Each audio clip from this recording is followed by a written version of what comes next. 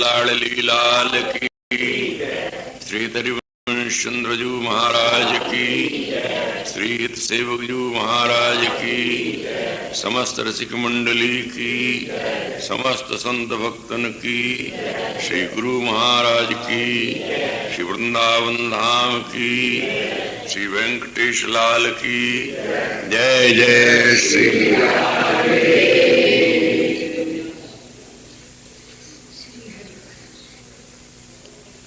केनापि नागरवरेण पदेन पत्य सम्प्रार्थतैकपरिरम्भरसोत्सवायाः सभ्रूविभङ्गमतिरङ्गनिधेः कदा ते श्रीराधिके नहि नहीति गिरः शृणोमि।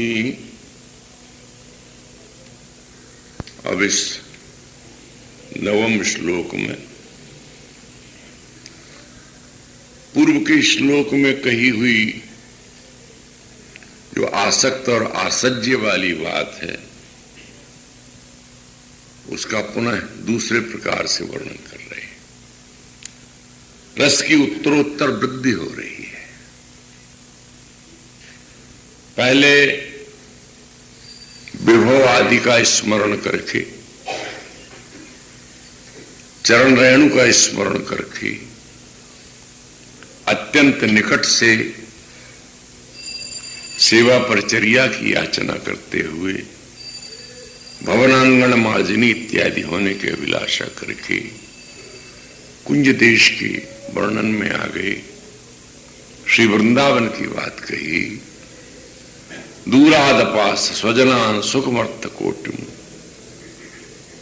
अथवा वृंदान सर्व महताम अपहाय दूराद वृंदाटवी मनुसर प्रणेन चेता सत्तारणीकृत स्वभाव सुधार सौगम राधा विधान में दिव्य निधानमस्ति। अब स्वामिनी के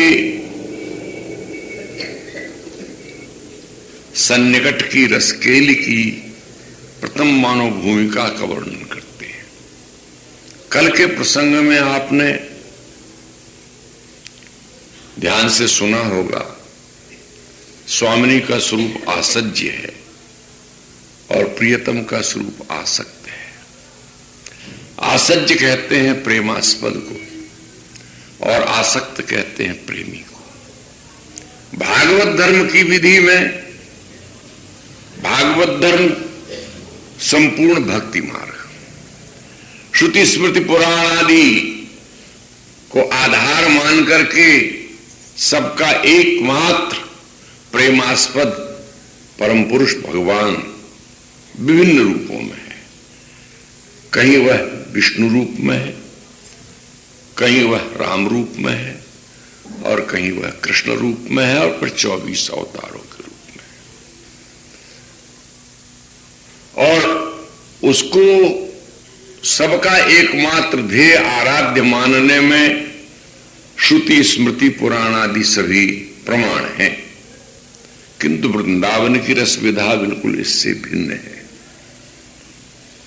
यहां पर आराध्या है श्री राधा और आराधक हैं वे जिनकी सब आराधना करते हैं। जो सबके आराध्य हैं वो यहां पर आसक्त हो रहे हैं, इसलिए आराधक है। यदि आसक्त नहीं होते तो आराध्य होते। जैसा कि गौड़ीय संप्रदाय में आसज्य है श्री कृष्ण और आसक्त है श्री राधा। इसीलिए श्री राधा का जो महाभाव है वही समस्त उपासकों का एकमात्र मूलाधार बनता है। भाव रस नाम से दो शब्दों में इसको प्रकट किया गया है राधा सुधा निधि में। जहां श्री राधाया रसम भजती और ब्रजमणि भावस्वरूप हैं ऐसा वर्णन किया गया है, वहां पर यह मानना चाहिए कि श्री वृंदावन निकुंज देश का भाव है ये। और जहां महाभाव स्वरूपा श्री राधा है और श्री कृष्ण आसज्य है, वहां पर भागवत धर्म की उच्चतम विधा है। ये भागवत धर्म की उच्चतम विधा एक दिन के प्रसंग में हमने निवेदन किया था, वाचा सूचित सर्वरी रति कला प्रागल भया राधिका, अभिसार में जाकर के परिणत हो जाती है। प्रियतम श्री कृष्ण को वृंदावन के वन वनांतरों में खोजती हुई वृषभानुनंदिनी भ्रमण करती रहती है, क्योंकि वे प्रीति करने वाली हैं और श्री कृष्ण उनके प्रीति पात्र हैं, आसज्य हैं। किंतु श्री वृंदावन की रसविधा में, यहां वृंदावन की रसविधा कहने का अर्थ केवल हित हरिवंश महाप्रभु की उपासना पद्धति और स्वामी श्री हरिदास जी की उपासना पद्धति, इन दो रसिकाचार्य महापुरुषों ने एक ही रीति से अपने अपने विधानों में रस का गान किया है। इसको तो हम लोग ऐसे मानते हैं जैसे पखावज के दो पुड़े होते हैं ना, एक धप्प बोलता है, एक बम बोलता है। इसी प्रकार से हरिवंशी और हरिदासी की जो नित्य विहार संबंधी उपासना है, इन्होंने आसज्य माना है श्री राधा को और आसक्त माना है प्रियतम श्री कृष्ण। पूर्व के श्लोक में इस आसज्य और आसक्त के भाव को, रस अथवा भाव को भली प्रकार से पुंखानुपुंख वर्णन किया गया और यथामति यथा भाव हमने उसके प्रकाश करने की चेष्टा की। इसमें भी पुनः उसी को दोहराया जा रहा है। देखो राधा सुधा निधि में एक श्लोक आता है, एकम कांचन चंपकच्छ विपरम, एकम कांचन चंपकच्छ विपरम श्यामलम। दूसरे श्लोक थोड़ा सा उठ नहीं रहा है। एक का स्वरूप है कंचन की, जैसे तप्त स्वर्ण की एक कांति होती है ऐसी, और दूसरा नीलांबुद श्यामलम, जैसे नए नए जल भरे हुए घने बादल उठ करके आ जाते हैं। इस प्रकार से जो कांचन छवि है वो किशोरी जी, और जो नीलांबुद की छवि है वो प्रियतम है। नीलांबुद श्यामलम कंदर्पोत्तरलम तथैक मपरम नैवानुकूलम वही। एक कंदर्प से अत्यंत तरल है और दूसरा तत्व प्रतिक्षण प्रतिकूल होता चलाता है। नैवानुकूलम वही किंचैकम बहुमान भंग रचवत चाटूनि कुर्वत परम। एक बहुत बहुत मान की भंगिमाओं से युक्त है और दूसरा उस मान का भंजन करने कराने के लिए प्रतिक्षण चाटुकारी के वचन बोलता रहता है।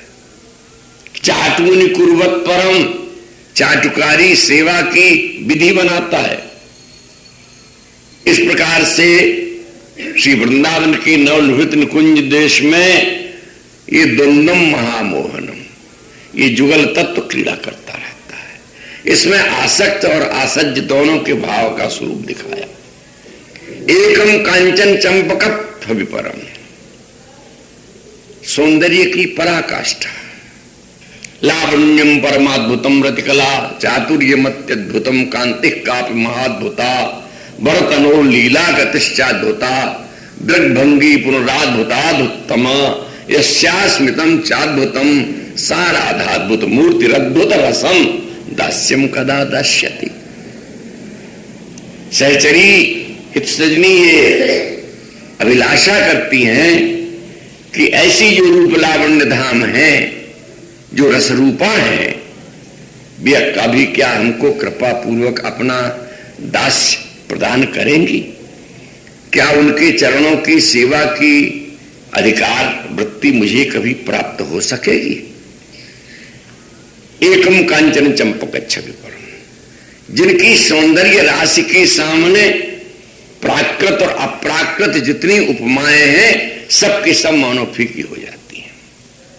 और दूसरे नीलांबुद श्यामलम, जैसे घने घने सघन बादल नील नील वर्ण के जन सावन के मास उठ करके आ जाते हैं, जिनके दर्शन मात्र से सिक्तता आ जाती है। एक को बताया कांचन छवि दृढ़ता में, और नीलांबुद श्यामलम में कोमलता दिखाई। एक मान भंगिमा से युक्त है, क्षण क्षण में जिनकी भ्रुकुटी का विलास विपरीत भाव को प्रकट करता है, अस्वीकार करती चलती हैं प्रत्येक बात को। और दूसरे चाटुनि कुर्वत परम, प्रियतम जिनकी चाटुकारी करते हैं। तो चाटुकारी करने वाला जो तत्व है, अन्य विनय निवेदन परायण है, वो आसक्त है, वो भाव रूप है। और जो प्रतिक्षण मान की मुद्रा में होती चलती है, यहां मान तो अपेक्षित नहीं है, पर मान कहने से उनका जो एक रूप गर्भिता का भाव है, अत्यंत लाड़ दुलार के कारण जिनमें सहज ही एक अभिमान वृत्ति, प्रीति पात्र जो होता है ना, लाड़ला जो होता है, वो हमेशा ऐसा ही होता है। लोक में भी ऐसा ही होता है जी। विश्वानुनंदनी को अपने बाबा श्री विश्वानु राय का जो स्नेह मिला है, माता कीर्तिदा का जो स्नेह मिला है, और इधर ससुराल पक्ष में आकर के नंद रानी यशोदा से जो प्रेम प्यार मिला है, नंद राय जिनको प्राणों की तरह अथवा आंखों की पुतली की तरह संभालते रहते हैं क्षण क्षण में, इस प्रकार से गुरुजनों की जो एकमात्र स्नेह पात्र है, उसके कारण वे अत्यंत ऐठलायपन में हो जाती हैं। लाड़ प्यार के कारण हमेशा उनमें एक स्वाभिमान और गर्व की भावना भरी रहती है। और हमारे अयोध्या के श्री सीताराम शरण जी लक्ष्मण किलाधीश जो हैं, वो एक नए प्रकार से इस बात की व्याख्या करते हैं। वो कहते हैं कि वृषभानुनंदिनी किशोरी जी सूर्य वंश में प्रकट हुई है। वृषभानु राय जी का जो वंश है वो सूर्य वंश है। तो रघुवंश इनका सहज स्वभाव है। रघुवंशियों का ये सहज स्वभाव होता है कि वे हमेशा गर्भ में ही रहते हैं, वे कभी किसी से दबते नहीं है, किसी से डरते नहीं है। इसलिए वो अपने कुलाचार के अनुरूप अपना स्वभाव लिए रहती है। कंदर्पोत्तरलम कहने से जिनके प्राणों में प्रेम की पीड़ा समाई हुई है, जो अपने आप को स्वामिनी के पादार बिंद में प्रतिक्षण निवेदित ही नहीं करते हैं, आत्मसात कर देना चाहते हैं। कंदर्प यहां सामान्य काम अर्थ में नहीं लेना चाहिए। वैसे भी शास्त्र ने यह निर्णय कर दिया है, प्रेमेव गोपरामाणाम काम इत्यगमत प्रथम। ब्रजवल्लभी गण का, वृषभानुनंदनी का, ब्रज वृंदावन देश का जो काम नाम से वर्णित प्रेम भाव है, उसको प्रेम ही मानना चाहिए। यहां कंदर्प तो कम दर्प, अरे कामदेव का तो मान ही क्या रह गया, वो तो प्रियतम की चरणों की छाया के सौंदर्य में विलुंठित होता रहता है। कोटि कोटि कंदर्प, एक कंदर्प नहीं, कोटि कोटि कंदर्प जिनकी चरण छाया में विलुंठित है। ये देश सामान्य काम का, स्मर का, मदन का, मनमत का नहीं है। यहां तो स्वामिनी के भ्रुकुटी विलास से सहज सहज रूप सौंदर्य और प्रेम के जो कोटि कोटि मनमत प्रकट होते रहते हैं, वही प्रियतम के हृदय को व्यथित और बेवल बनाते रहते हैं। ये देश पंचभूत में देहधारियों को विवश कर देने वाले काम का देश नहीं है, ये तो दिव्य प्रेम का देश है। इसलिए कंदर्पोत्तरलम कहकर रहने से स्वामिनी के भ्रुकुटी विलास से जिस प्रेम की, दिव्य प्रेम की सृष्टि हुई है, उसके इच्छुक, उसके चाहक होने के कारण प्रियतम को यहां पर प्रेम की याचना वाला ऐसा देखा गया है। नैवानुकूलम भाई, स्वामी जितना जितना प्यार, सम्मान, अनुनय, विनय, चाटुकारी आदि के शब्दों से, क्रियाओं से निवेदित किया जाता है उतना ही अधिक उनमें मान की वृद्धि होती जाती है। ये वही बात है कि जैसे अश्व होता है ना, उस पर सवार जब चढ़ता है और जब वो अपनी ऐंठ अकड़ में आता है, आगे पांव नहीं बढ़ाता है, ठिठकता है, पीछे हटता है, तो सवार को बड़ा रस आता है। प्रेम के देश में भी जब नायिका नई निहित विरह के द्वारा निषेध करती है नायक प्रियतम को, त्यों त्यों रस की वृद्धि होती है। ये नहीं थी कूप की मुद्रा में कहा जाता है, तथापि ये रसवर्धन करने वाले वाक्य हैं। और प्रियतम जब दैन्य के अधिकार में इस वस्तु को ग्रहण करते हैं तब रस की निष्पत्ति सम्यक रूप से होती है। इसलिए इस श्लोक में जो योजना की गई, नहीं गिर श्रणोमी, सखी सहचरी कहती है कि प्रियतम बारंबार तुम्हारे चरणों में गिरकर, कौन से प्रियतम? नागरवर। नागर शब्द का अर्थ होता है जो चतुर है, और वर शब्द विशेषण देकर के जो चतुरों के शिरोमणि है।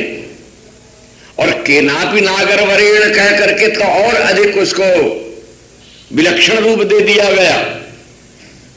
केनापि कह करके कोई विलक्षण, अनिर्वचनीय, जिसकी चातुरी के संबंध में सामान्य और विशेष भी पहुंच नहीं सकते। जो वचन रचना में नागर है, क्रिया में विदग्ध है, भाव में विदग्ध है, जिसकी विदग्धता चरम सीमा पर पहुंची हुई है, वह भी स्वामिनी के सामने अपनी विदग्धता को मानो धूल में मिली हुई देखता है। ऐसी परम विदग्धा स्वामिनी के सम्मुख उसकी चातुरी चल नहीं पाती है। केनापि नागर वरेण पदे निपत्यो, चरणों में गिरता है। संप्रार्थतैक, बहुत पराकाष्ठा की बात कह दी गई। प्रार्थना करता है, प्रियतम प्रार्थना करते हैं। यहां सम उपसर्ग देकर के प्रार्थतैक कह देने से ही काम चल सकता था। एक ही प्रार्थना है उनकी कि मुझे एक बार अपने हृदय से लगने का अवसर दीजिए, कृपा पूर्वक दीजिए। एक मैं आपका आलिंगन चाहता हूं। प्रार्थना सम उपसर्ग देकर के यूं की गई कि जो मैं कह रहा हूं बस उतना ही। ऐसा होता है ना कि व्यक्ति छिंगरी पकड़ करके पहुंचा पकड़ते हैं। इन्हें मैं प्रतिज्ञा से पूर्ण आबद्ध हूं। जितना मैंने निवेदन किया है, जितना मैंने याचना की है, उससे एक तिल भी मैं आगे नहीं चाहूंगा कुछ। बस केवल इतना ही चाहता हूं कि परिरंभ रसोत्सव, क्योंकि याचक, प्रेम के याचक का इससे बड़ा कोई उत्सव नहीं कि प्रियतम कहा जाने वाला, आसज्य कहा जाने वाला अपने परिरंभण का, अपने स्पर्श का उसे अधिकार दे दे। जैसे दास को अपने स्वामी के चरण के स्पर्श का अधिकार मिल जाए तो इससे बड़ी धन्यता उसके लिए कुछ नहीं है। जबकि वह दूर से ही प्रणाम करने और सेवा करने का अधिकारी है। यदि चरण स्पर्श का उसे अधिकार मिल गया तो दास अपने आप को धन्य धन्य मानता है। प्रियतम कहते हैं मेरे जीवन का, मेरा अंतर्निहित हृदय का एक ही उत्सव है, परिरंभ। कौन सा वो सौभाग्यशाली क्षण होगा जब मुझे अपना आप प्रियतम स्वीकार करके, स्वीकार तो आप किए हुए हैं, पर यह सौभाग्य मुझे प्राप्त हो कि मैं आपके परिरंभण का अधिकार प्राप्त कर सकूं। इसलिए संप्रार्थतैक, प्रार्थनाएं कई प्रकार से होती हैं। सहचरियों के द्वारा निवेदन होता है, संदेश के द्वारा, पर यहां संदेश काम नहीं दे रहा है। सहचरियां भी प्रियतम के संदेश को ला करके स्वामिनी को मानो प्रसन्न करने में असमर्थ हो जाती हैं, जहां वहां पर प्रियतम को स्वयं प्रार्थना करना पड़ता है। हम लोग रास के अभिनय में देखते हैं ना, जब मानवती होती है किशोरी जी, तो प्रियतम कहते ललिता जी किशोरी जी को मनाए दो। तो वो कहते प्यारे जी हम कब तक मनावेंगे, आखिर काम तो तुमसे ही पड़ेगा, तुम मनाए लो अपनी प्रिया जी को, हम कब तक तुम्हारा सहारा लगावेंगे। तो जहां तक सहारा लगाने का प्रश्न है समाप्त हो चुका है, इसलिए स्वयं डायरेक्ट आकर के निवेदन कर रहे हैं। और निवेदन करने की भी विधि पदे निपत्यो, चरणों में गिर करके, संप्रार्थयिक। किस बात का की याचना है, क्या चाहत है? बोले रसोत्सव आया, रस का उत्सव चाहते हैं। यहां रसोत्सव में एक अर्थ और सन्निहित है, रसरूपा स्वामिनी है, उनकी प्रसन्नता ही हमारा उत्सव है। हाँ? उनकी प्रसन्नता यदि हमको प्राप्त होती है तो हमारा उत्सव है, उत्साह है, आनंद है। और यदि वह, इसीलिए यदि नायक भ्रष्ट हो जाए और जोर जबरदस्ती के साथ में प्रियतमा को अपनी बाहुलताओं से आबद्ध कर ले वह, तो ये रसोत्सव नहीं कहा जाएगा, ये सामान्य भोग कहा जाएगा। रसोत्सव तो तब बनेगा जब रसरूपा नायिका प्रसन्न होकर के उल्लास पूर्वक अपने प्रियतम को आलिंगन दे। इसलिए संप्रार्थतैक है, एक ही प्रार्थना है, प्रतिज्ञाबद्ध होकर के प्रार्थना है। और उस प्रार्थना में ये भावनीत है कि इससे अतिरिक्त, केवल आपके एक आलिंगन से अतिरिक्त और मेरी कोई याचना नहीं है। स्वामिनी अत्यंत मानभंगिमा में और बड़ी कठोर दृढ़ जैसी बनी हुई। क्यों? इसमें एक रमणी का, नायिका का एक संगुप्त भाव छिपा हुआ है, क्योंकि ये प्रौढ़ा तो है नहीं, ये मुग्धा है। मुग्धा उसको कहते हैं जो रस देश को, रस के भाव को तो समझती है, किंतु उसका उपभोग अभी नहीं किया है, जिसका मानो प्रथम समागम है।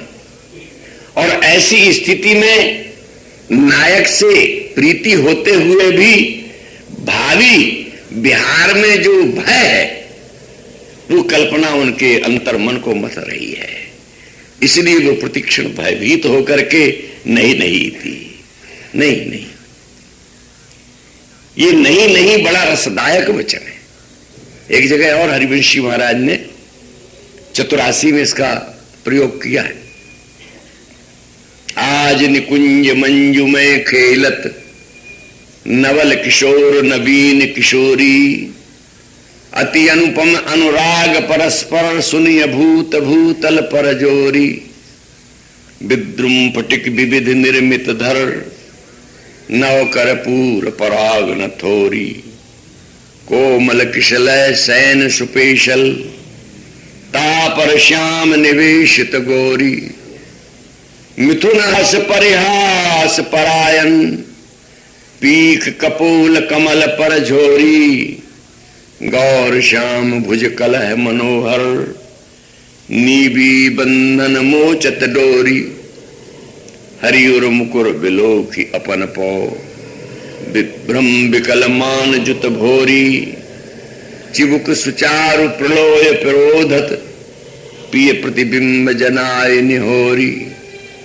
नेति नेति बचनामृत सुनि सुनि ललितादिक देखत दिरुचोरी, जय श्री हित हरिवंश करत कर धूनन प्रणय कोपमालावली तोरी। निकुंज भवन में पुष्प आस्तरण पर नायक नायिका, परम धीर ललित नायक और सर्वोपरि प्रेम परिपूर्ण मुग्धा श्री विश्वानंदिनी की केली। प्रिया ने प्रियतम के वक्षस्थल के मध्य में जो कोई मणिमय चौकी है, अथवा हरि का जो हृदय है वही मुकुरवत है, उसमें अपना प्रतिबिंब देखा और अपने रूप पर स्वयं मानो मोहित होकर के ये भूल गई कि ये मेरा प्रतिबिंब है, वरंच ये समझा कि इनके हृदय में कोई अन्य रूपवती नायिका बस रही है, ये मुझसे कपट प्रीति करते हैं और हृदय में बसाए हुए हैं किसी अन्य प्रेमिका। हरिओ मुकुर बिलो की अपन पाओ, विभ्रम हुआ। ये रूपाधिक क्या है?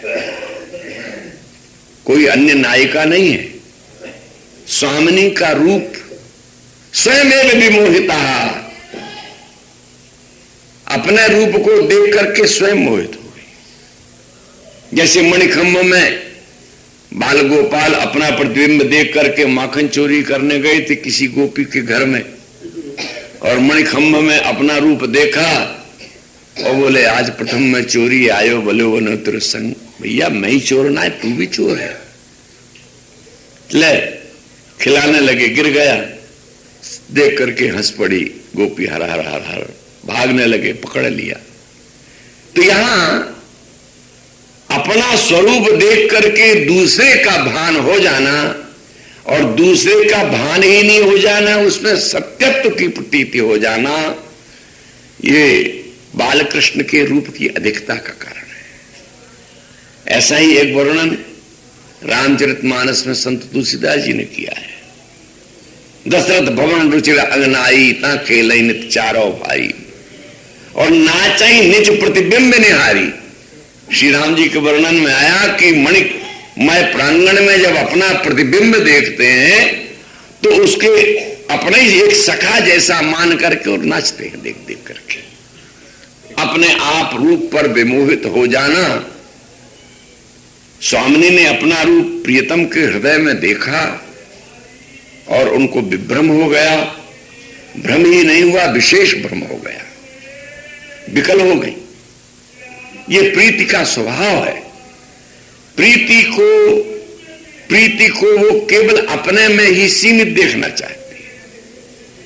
प्रियतम भी ऐसा ही देखना चाहता है और प्रिया भी यही देखना चाहती है, और प्रीति का जो यथार्थ स्वरूप है वह यही है। जो बिखर जाता है वो प्रेम रेम कुछ नहीं है। हिलक सारंग जो है उसमें मधुकर जो आन आन सो बाने, नस्वर देह चपल मधुकर जो आन आन सो बाने। भ्रमर का प्रेम प्रत्येक पुष्प पर होता है, प्रत्येक का रस लेता है। ये बहुनायकत्व का प्रेम प्रेम नहीं है। इसलिए इसको, इस विलास को जो ब्रज में हुआ, इसको वरीयता नहीं दी गई।